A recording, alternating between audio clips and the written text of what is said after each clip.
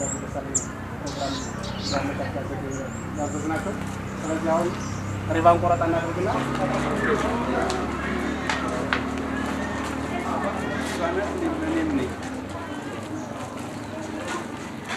እሱ ካለ መስራት ወደ ኋላ አንልም።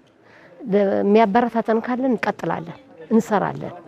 ገና እዚህ ላይ አንድ ሩም አለው ወደ ላይ በዚህ ደግሞ የሚመጣ አለ 4 ያ ሁሉ ተቋርጦ ነው የተቋረጠው። በቢዝነስ ጉዳይ ነው። አቅሙ ይሄንን እንጨርስ ብለን ያቋርጥን ፕላኑ አለ የሚቀጥል ነው። ላሊበላ ሌላ መተዳደሪያ የለውም። ሌላ ኢንቨስት የሚደረግ ነገር የለም።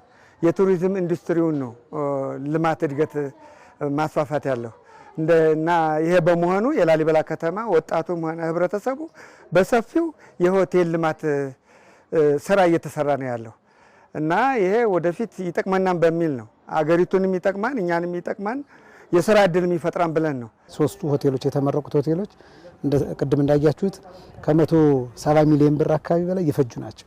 ምክንያቱም እነዚህ ሰዎች ስንመረቅ ምክንያት አለን። ምክንያቱም የመረቅነው ምንድነው ችግር ውስጥ ሆነው አሁን ባለበት በአገሪቱ ባለበት ኮንቴክስት ስናየው ችግር ነው ብለን የምናስበው ያን ችግር ተቋቁመው ነው አሁን ድረስ እየሰሩ ያሉና በዚህ ችግር ውስጥ ሆነው ያስመረቁ ባለሀብቶቻችን ናቸው። በጣም እጅግ አድርገን የምናመሰግናቸው ችግሩ ሳይበግራቸው ለአካባቢያቸው እንጠቅማለን ብለው ቆርጠው የተነሱ ባለሀብቶች ስለሆኑ ያው ዛሬ እንዳያችኋቸው ለምረቃ የበቃንበት ሁኔታ አለ።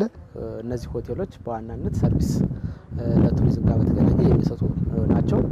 የነዚህ ሆቴሎች ዛሬ ይፋ ሆኖ ስራ መጀመር በስራቸው የሚገኙ ስራ ፈላጊዎችም ወደ ስራ እንዲገቡ ማድረግ አንደኛው፣ ሁለተኛው ደግሞ ከተማችን ላይ የተቀዛቀዘውን የቱሪዝም ስራና አጠቃላይ የተቀዛቀዘው ኢንቨስትመንት ሙሉ በሙሉ አቅማቸው ወደ ስራ እንዲገቡ ማድረግ ነው። በዋናነት እነዚህ የምታያቸው ሰዎች በኢንቨስትመንት ዘርፍ የተሰማሩና ሊሰማሩ ፕሮጀክት ቀርጸው ያቀረቡ ባለሀብቶች ናቸው። እነዚህም ባለሀብቶች በዚህ ቦታ ላይ አምጥቶ ማሳየት እንዲጎበኙ ማድረግና ምን ያህል ወደ ስራ ሰው ቆርጦ መግባት ከቻለ አትራፊ እንደሆነ ማሳየት ስለሆነ በዋናነት ትልቁ ተግባር ይሄ ነው።